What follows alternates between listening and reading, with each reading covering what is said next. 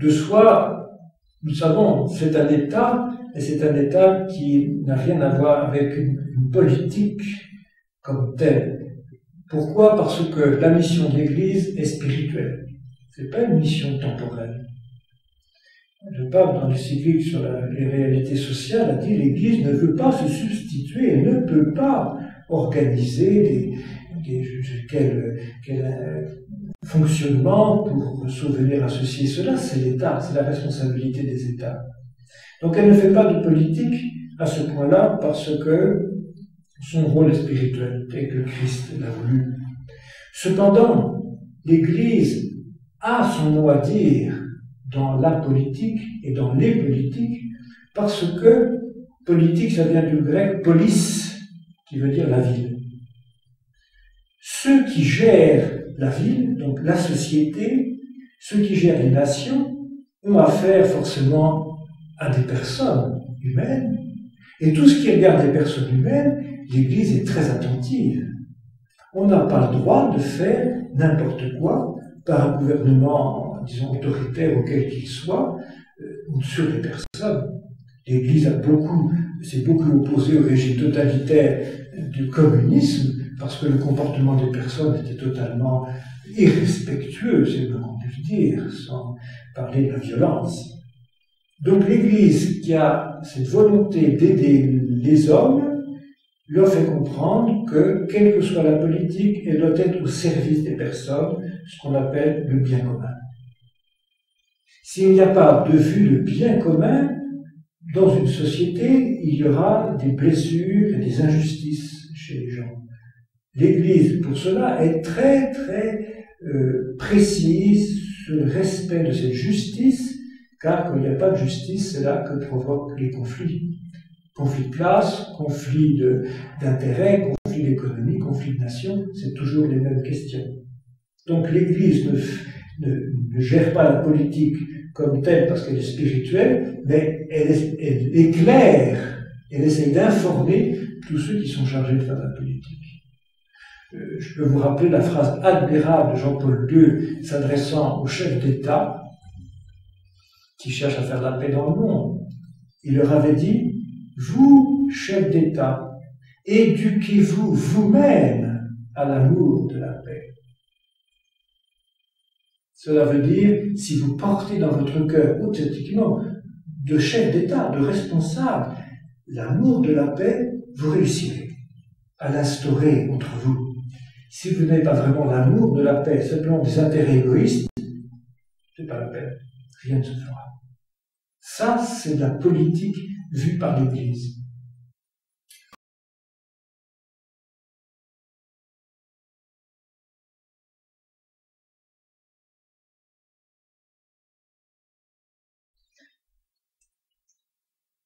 Souvent, oui, on a vu qu'une société matérialiste, des personnes qui sont impliquées, toujours problème des personnes, dans cette société matérialiste, c'est-à-dire une société où le bien-être, où une certaine compensation matérielle, certaines recherches de plaisir, qui prive l'homme de toutes ses dimensions, ce qu'on appelle le matérialisme, car l'homme n'est pas qu'un être matériel, c'est un être spirituel, donc il a besoin de ses valeurs spirituelles.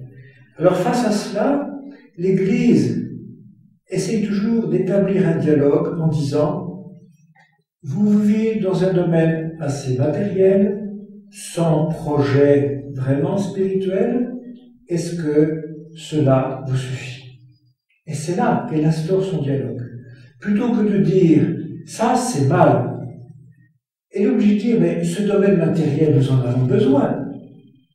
Nous ne sommes pas opposés, nous mangeons et nous dormons, il faut se vêtir, et les gens prennent des vacances. Il faut ce domaine matériel, mais dans quel esprit est-il vécu ?» Donc le dialogue que l'Église instaure avec une société matérialiste, c'est pas de soi pour l'exclure, c'est de dire « elle n'est pas suffisante ». Vous êtes en train de vous contenter de trop peu et vous allez être malheureux, tôt ou tard. Que de personnes ont remarqué que dans des endroits particulièrement luxueux, etc., il n'y a pas de personnes âgées. Les personnes âgées, elles, c'est pas question de maison de retraite. Les personnes d'un certain âge, tout ce domaine matériel, matérialiste, qui est une philosophie d'existence, ça ne leur suffit plus. Elles disent, on ne peut pas en rester là. On comprend très bien que le jeune qui tourne là, lui, ça lui suffit, il est content. Il est content, mais il y a une certaine tristesse dans le cœur, car tout en lui ne s'épanouit pas. Et là, les personnes plus âgées, éveillent une sagesse, il faut dépasser le matériel, ne serait-ce que par la poésie, par l'art, tout ce qui est la beauté, contempler les paysages, la nature, fait déjà échapper à cette limitation du matériel.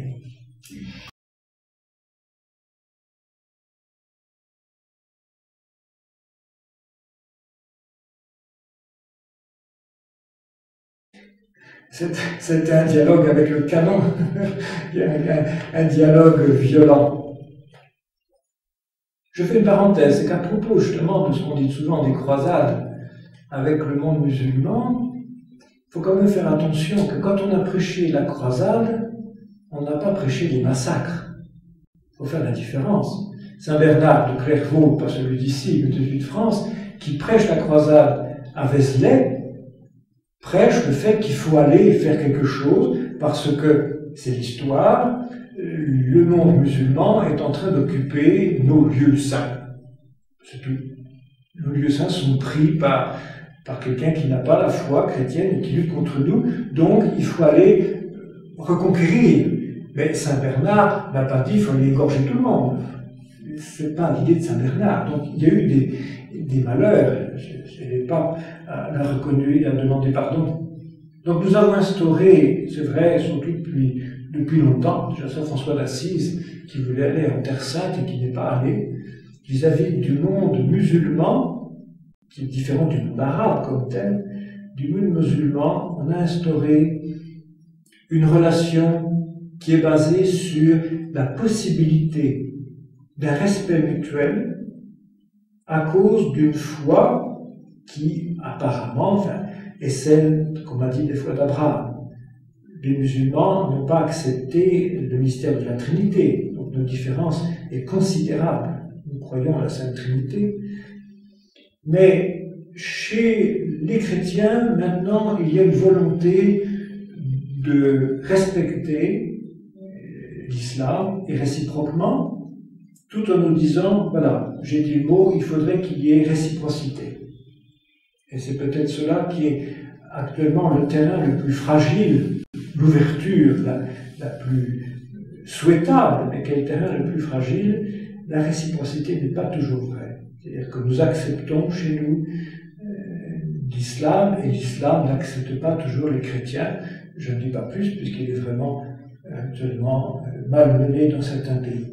Autrement dit, ce dialogue est devenu une intention de tolérance. Il faut nous accepter mutuellement. Dans certains pays d'Afrique, au Liban, c'était le cas. Pendant des siècles, on a vécu en très bonne entente. Actuellement, ça n'a pas simplement changé.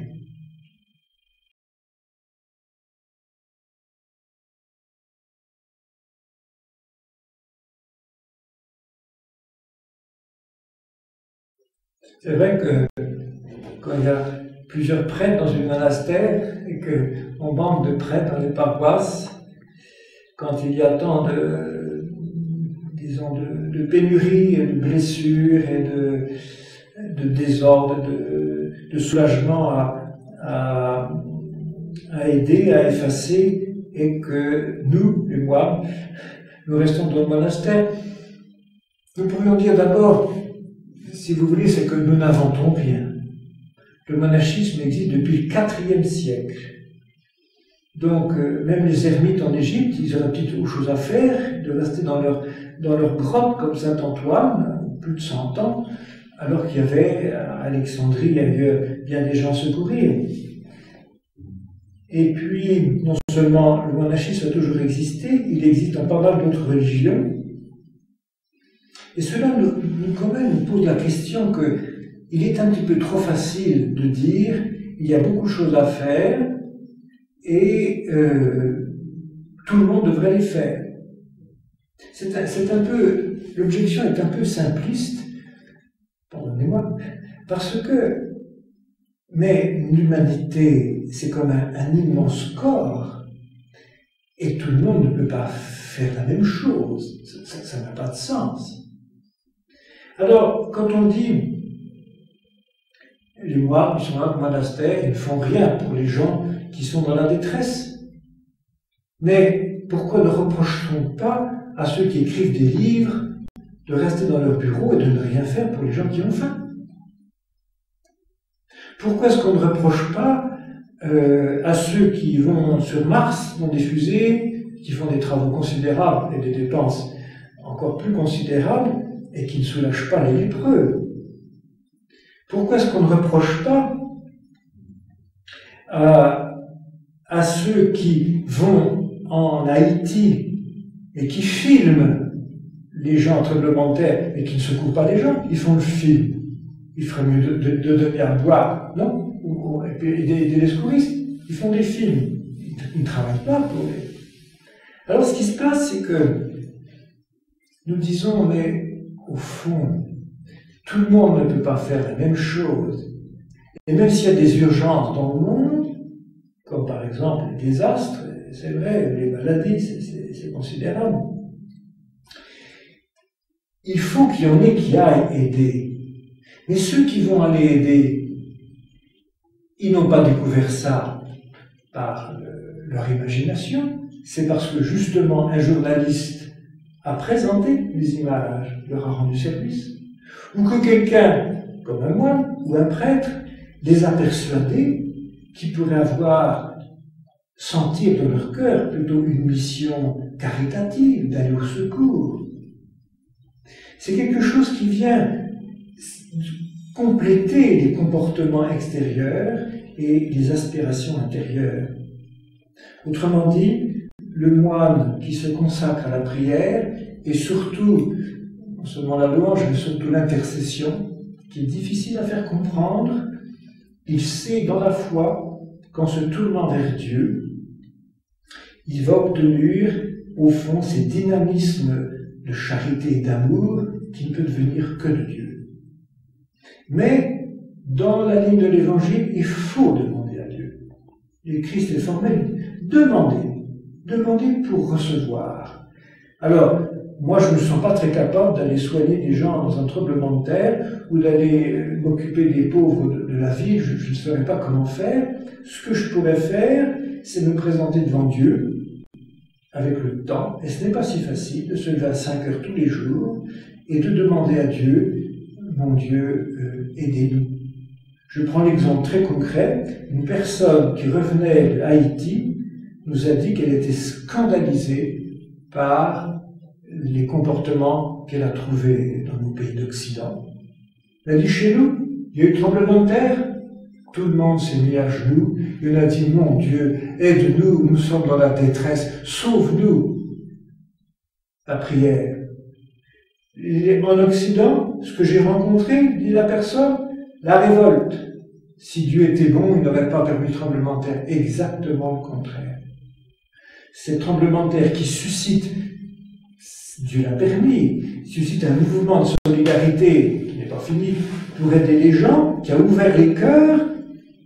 Chez nous, ça a provoqué la révolte contre Dieu.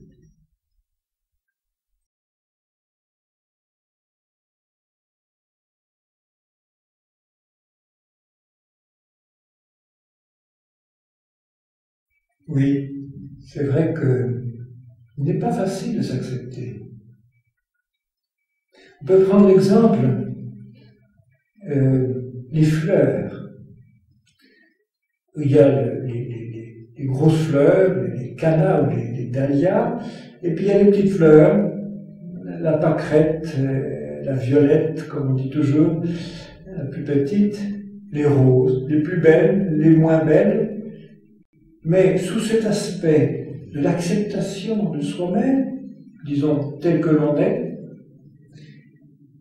il n'y a que grande sagesse à dire « je suis comme cela, je me reçois comme cela de mes parents, et avec ce que j'ai, je peux trouver le bonheur. » avec l'aide d'autres, certainement, avec mon effort personnel, et l'acceptation que je fais de moi n'est pas l'acceptation de quelque chose de médiocre, c'est quelque chose de, comme on dit, c'est un très beau mot, de perfectible.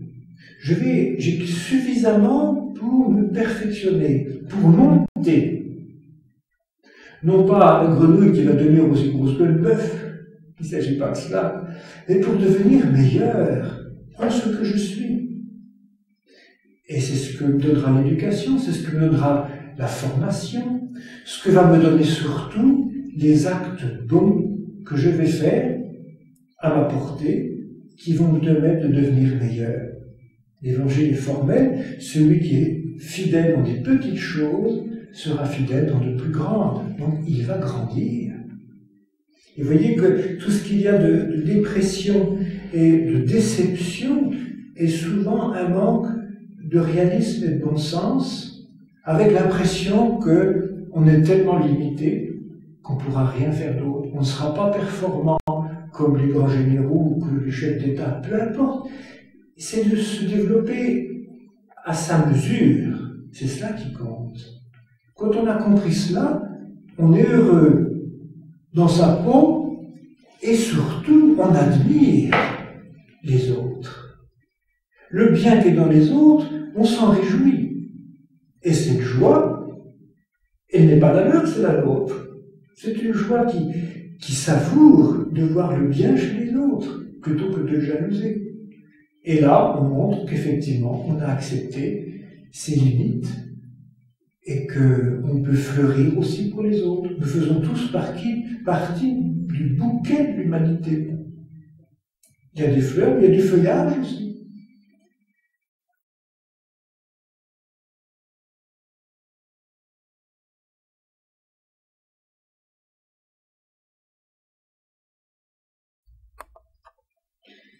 La Vierge Marie est pour nous un sourire du ciel dans l'humanité. Nous savons, nous disons dans la prière, je vous salue Marie, elle est bénie entre toutes les femmes. Même un moine a besoin de ce visage féminin. Marie, c'est la femme la plus comblée en elle-même et la plus comblante pour ceux qui se tournent vers elle. Et cependant, Marie, c'est dans l'Évangile qu'on la connaît. Il y a des apparitions, on la connaît surtout dans les Évangiles. Et dans les Évangiles, Marie nous apparaît comme la femme prédestinée, indubitablement, mais combien courageuse, une femme très humble, pleine de certitude, et cependant, Marie, qui dans ses certitudes arrive à la limite de l'incompréhension, je ne dis pas de la révolte, elle n'a pas de péché. Marie n'a pas de péché. Celui qui est aveugle, c'est parce que c'est la lumière. Celui qui a la lumière, il comprend ce que c'est que la cécité. C'est tout à fait vrai. Alors Marie dans l'Évangile, c'est la personne qui a fait confiance à Dieu. Nous ne pouvons pas relire tout l'Évangile, mais d'une façon qui a de quoi nous étonner au plus haut point et qui doit garder en nous cette figure d'étonnement et d'admiration, parce que le début de l'existence de Marie dans l'Évangile, c'est, nous savons, le récit d'Annonciation. Marie est comblée de compliments, pleine de grâce, le Seigneur est avec elle, et comblée de promesses. Elle va avoir un fils qui aura un trône, qui va régner jusqu'à la fin du monde, quelque chose d'inimaginable.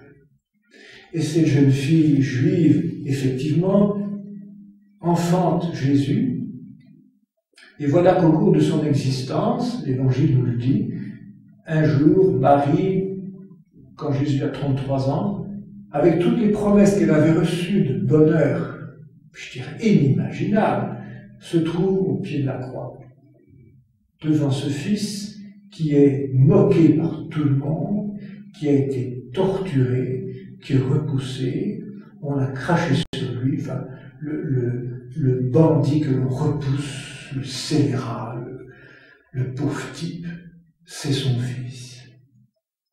Et comment, dans le cœur de Marie, a-t-il pu rester cette promesse de l'Annonciation?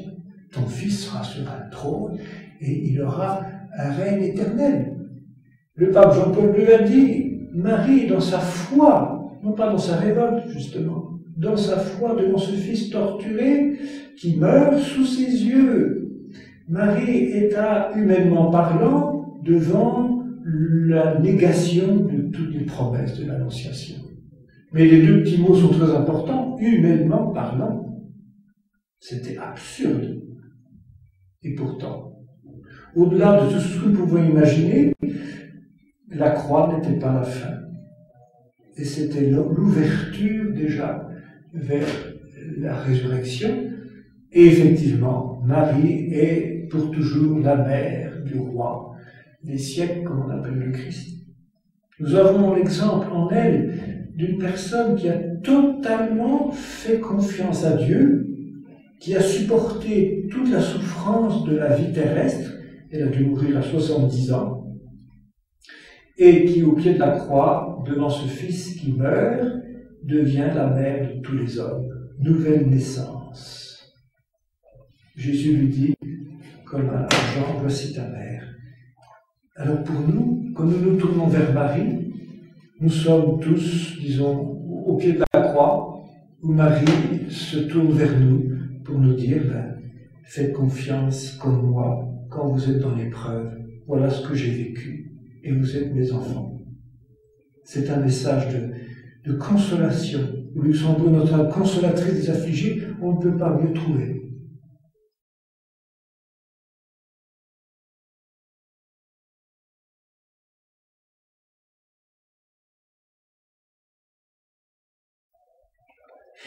Question impersonnelle.